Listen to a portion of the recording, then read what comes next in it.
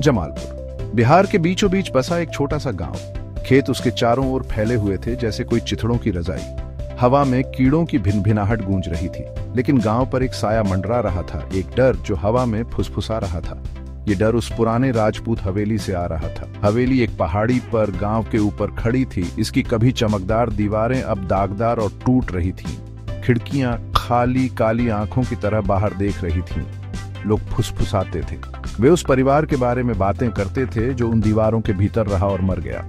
वे उस छोटी बेटी मीरा के बारे में बताते थे जिसे किसी अनदेखी ताकत ने पागल कर दिया था। हवेली गम की जगह थी, एक त्रासदी का स्मारक। कोई भी उसके पास जाने की हिम्मत नहीं करता था। राजपूत परिवार बहुत घमंडी और अमीर था। उनकी हंसी कभी हवेली के हॉल में गूंजती थी। फिर एक दुखद घटना घटी। ठाकुर साहब, परिवार के मुखिया, रहस्यमय परिस्थितियों में मर गए। उनकी पत्नी गम में डूबी, जल्द ही उनके पीछे चली गई। उनके सबसे बड़े बेटे विराज को जायदाद मिली। उनका राज कम समय तक चला। अचानक एक बीमारी ने उन्हें ले लिया। हवेली उनकी छोटी बहन मीरा के पास छोड़कर। मीरा एक खूबसूरत और जिंदा दिल लड़की बदल गई। वह अंतर्मुखी और डरपोक हो गई। उसकी कभी चमकदार आंखों में अब एक भूतिया नजर थी। वह रात में फुसफुसाहट की बात करती थी, अपनी त्वचा पर ठंडे हाथों की। गांव का डॉक्टर उसकी बीमारी का कोई कारण नहीं ढूंढ सका। मीरा की हालत बिगड़ती गई। वह कमजोर होती गई। उसकी आत्मा मानो किसी अनदेखी शक्ति द्वारा निगल ली गई। एक अंधेरी रात उसकी चीखें हवेली में गूंज उठी। फिर सन्नाटा। मीरा चली गई, बिना किसी निशान के गायब हो गई। कई साल बीत गए। हवेली खामोश खड़ी थी, उस त्रासदी की एक भयानक याद दिलाती हुई जो उसके अंदर घटी थी। फिर एक नया परिवार जमालपुर आया। शर्मा परिवार एक नई शुरुआत की तलाश में हवेली को बहुत ही कम कीमत पर खरीद लिया। वे एक युवा जोड़ा थे, अमित और रिया, और उनके 2 बच्चे रोहन और प्रिया। वे गांव वालों की फुसफुसाहट और चेतावनियों से अनजान थे। उन्होंने कहानियों को केवल अंधविश्वास कहकर खारिज कर दिया। हवेली अपनी जीर्ण शीर्ण अवस्था के बावजूद एक खास आकर्षण रखती थी। अमित इसे अपने पुराने वैभव में वापस लाने के लिए उत्सुक था। वे एक उज्जवल धूप वाले दिन वहां आकर बस गए। उम्मीद हवा में भर गई। पल भर के लिए हवेली के अंधेरे अतीत को ढंक दिया, लेकिन जल्द ही साए लौट आए। शुरुआत के कुछ दिन तो सब ठीक ठाक रहा। परिवार अपने नए घर में मस्त था। फिर फुसफुसाते हुए आवाजें आने लगीं। सबसे पहले रोहन ने उन्हें सुना। आधी रात को उसके कमरे के बाहर धीमी सी बुदबुदाती आवाजें। उसने सोचा बस पुराने घर की आवाजें होंगी। फिर प्रिया ने घर में ठंडे स्थानों की शिकायत की। गर्म कमरों में भी अचानक ठंडक छा जाती थी। चीजें अपने आप हिलने लगी। दरवाजे बिना किसी वजह के जोर से बंद हो जाते थे।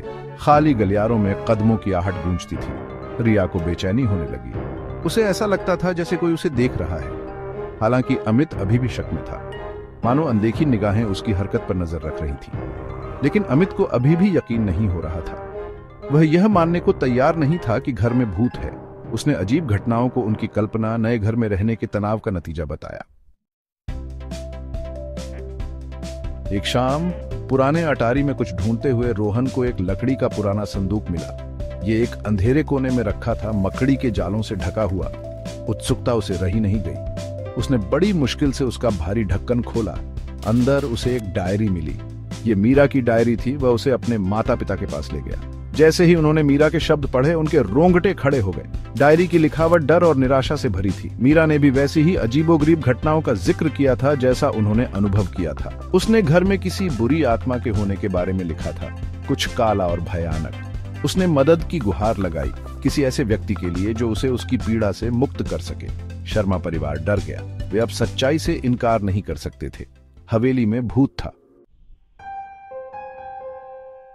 घर में भूतिया हरकतें और भी बढ़ गईं। एक रात रिया एक खौफनाक चीख से जाग गई। वो प्रिया थी। वो बिस्तर पर बैठी थी। उसकी आंखें डर के मारे खुली हुई थीं और वो कमरे के कोने की तरफ इशारा कर रही थी। एक सायेदार आकृति वहां मंडरा रही थी। उसकी आंखें अंधेरे में खतरनाक रूप से चमक रही थीं। अमित कमरे में दौड़ा। आकृति अचानक गायब हो गई जैसे वो आई थी। प्रिया बेसुध होकर रो रही थी। उसने उस आकृति को एक जवान औरत के रूप में बताया जिसकी आंखों में उदासी थी। उन्होंने खुद को समझाने की कोशिश की कि यह एक बुरा सपना था, लेकिन दिल ही दिल में उन्हें सच्चाई पता थी। वे एक बुरे सपने में फंस गए थे और यह और भी बुरा होने वाला था। अगले दिन अमित ने गांव के बुजुर्ग से मिलने का फैसला किया। बुजुर्ग ने उसकी कहानी ध्यान से सुनी। जब वह खत्म हुआ तो बुजुर्ग ने आह भरी। उन्होंने बताया कि मीरा की आत्मा हवेली में कैद है। वह एक दुष्ट शक्ति, एक जिन्न के कब्जे में थी, जो हवेली की अंधेरी ऊर्जा की ओर खींची चली आई थी। जिन्न ने उसके डर और निराशा को खा लिया था, अंततः उसकी आत्मा को निगल लिया। अब मीरा और जिन्न एक हो गए थे। वे हवेली में भटकते रहे, दूसरों को अपनी पीड़ा में खींचने की कोशिश करते रहे। बुजुर्ग ने अमित को चेतावनी दी कि जिन्न शक्तिशाली है। यह तब तक चैन से नहीं बैठेगा जब तक यह उनकी आत्माओं को भी हासिल नहीं कर लेता। शर्मा परिवार डर के साए में आ गया। वो अपने ही घर में कैदी बन गए थे। जो हवेली कभी उम्मीदों और नई शुरुआत की निशानी थी, अब वो दहशत की कैद बन गई थी। उन्होंने भागने की कोशिश की, हवेली से निकलने की, लेकिन हर दरवाजा उनके सामने बंद हो जाता। खिड़कियां भी नहीं खुलती थीं। वो फंस गए थे मीरा की आत्मा और उस दुष्ट जिन के रहमो क्रम पर। एक एक करके सबको सताया जाने लगा। रोहन को मीरा के आखिरी पलों के दर्शन हुए। उसका डर रोहन के दिमाग में बस गया। प्रिया को अपनी त्वचा पर ठंडे हाथों का एहसास हुआ, जो रात के सन्नाटे में उसका नाम पुकार रहे थे। रिया को बुरे सपने आने लगे। मीरा की खोखली आंखें उसे डराती रहीं। अमित, जिसका संदेह अब टूट चुका था, बस डर के मारे देखता रहा, जैसे उसका परिवार धीरे धीरे बर्बादी की कगार पर पहुंच रहा था। बुजुर्ग ने अमित को एक छोटा सा ताबीज दिया था, एक रक्षा कवच।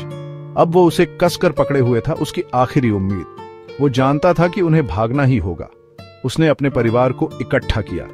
हमें यहां से निकलना होगा, उसने कांपती आवाज में फुसफुसाया। हमें मंदिर जाना होगा। गांव का मंदिर ही उनकी एकमात्र आशा थी। यह शांति और पवित्रता का स्थान था, बुराई से एक सुरक्षित जगह। वे नीचे की ओर चल पड़े। अमित के हाथ में ताबीज बहुत गर्म हो रहा था। घर ने वापस लड़ाई की। कमरे में चीजें उड़ने लगी। तापमान बहुत गिर गया, लेकिन वे आगे बढ़ते रहे। जीने की उनकी इच्छा उनके डर से ज्यादा मजबूत थी। वे हवेली से बाहर रात में भाग निकले। जिन्न गुस्से में आकर अपना कहर बरपाने लगा। उनके चारों ओर तेज हवा चल रही थी। उनके कपड़े फाड़ रही थी। बिजली चमकी। पल भर के लिए मीरा का दुखी चेहरा दिखाई दिया। उसकी आंखें गुस्से और निराशा से भरी थीं। वे मंदिर की ओर दौड़े। उनकी सांसें थम रही थीं। ताबीज उनका रास्ता दिखा रहा था।